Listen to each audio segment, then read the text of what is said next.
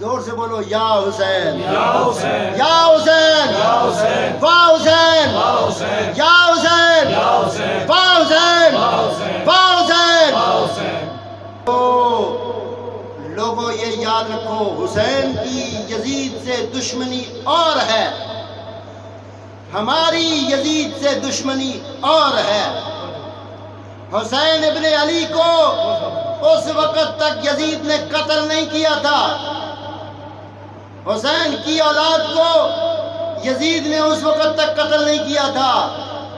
حسین کی دشمنی قاتلین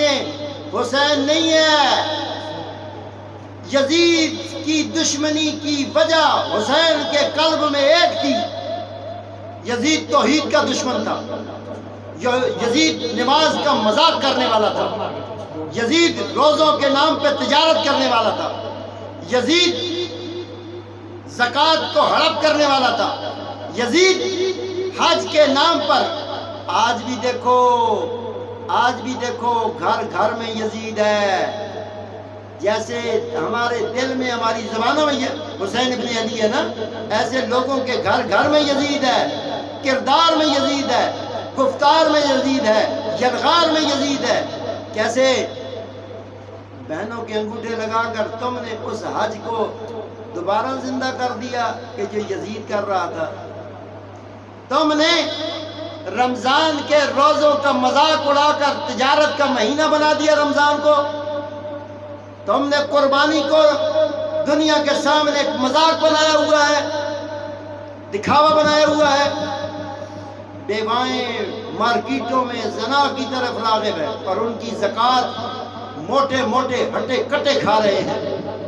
بینکوں میں زکوٰۃ کاٹی جا رہی ہے۔ وجہ کیا ہے؟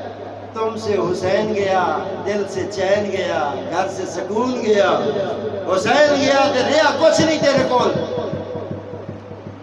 قرآن اپنے معنی چھپا چکا ہے جناب، قرآن نے کہا یضل بکثیر و یہدی بکثیر وما یضل الا الفاسقین، ایک دوائی ہے یہ قرآن، ایک دوائی ہے، بندہ اس کو کھاتا ہے صحت یاب ہو جاتا ہے، یہی کھا کے لوگ مر بھی رہے۔ قرآن کو پڑھنے والا مر رہا ہے اور قرآن کو سمجھنے والا زندہ ہو رہا ہے۔ بولو سبحان اللہ، شوق سے بولو سبحان اللہ، سبحان اللہ، ایک بار پھر لذت سے بولو واہ حسین واہ حسین واہ حسین واہ حسین یا حسین یا حسین واہ حسین واہ حسین یا حسین یا حسین